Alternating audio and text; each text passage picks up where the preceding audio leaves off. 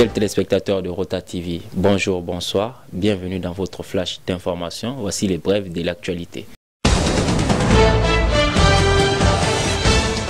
Nous commençons avec les membres du GRIN qui félicitent les autorités de la transition pour l'acquisition de plusieurs avions de combat.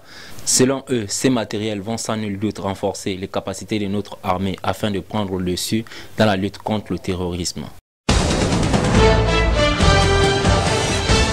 Ensuite, par géopolitique, ça bouge sans avancer. C'est le triste résultat des échafaudages multiples des partis politiques incapables d'avouer que c'est parce que les Maliens, dans leur écrasante majorité, ne peuvent plus leur faire confiance qu'ils ne sont à bouger désespérément.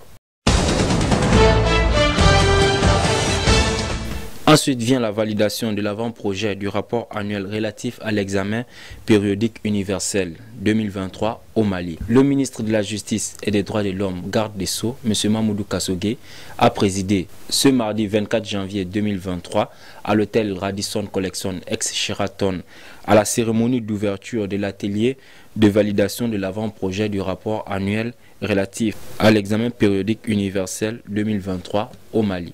Il était accompagné de M. Agibou Boiré, président de la Commission nationale des droits de l'homme, de Madame la représentante spéciale adjointe du secrétaire général chargé du pilier politique, du secrétaire général, du chef du cabinet du ministère de la Justice et des droits de l'homme et du chef du cabinet du ministère de la Justice et des droits de l'homme. Ensuite, primature, le Premier ministre Dr Shogol Kokala Maïga a reçu ce mardi 24 janvier 2023 une délégation de l'Association des consommateurs du Mali, ASCOMA, conduite par son vice-président, M. Abdul Wahab Diakité. Le chef du gouvernement a informé la délégation de l'ASCOMA des efforts constants des autorités pour satisfaire les besoins fondamentaux des citoyens. Nous terminons ce flash info avec l'actualité internationale.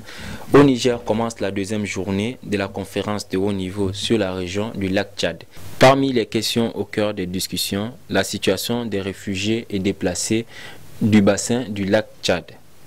Les populations ont pu rentrer chez elles grâce à un plan de retour volontaire mis en place par les autorités. C'est le cas des habitants du village de Garindogo, près de la frontière avec le Nigeria.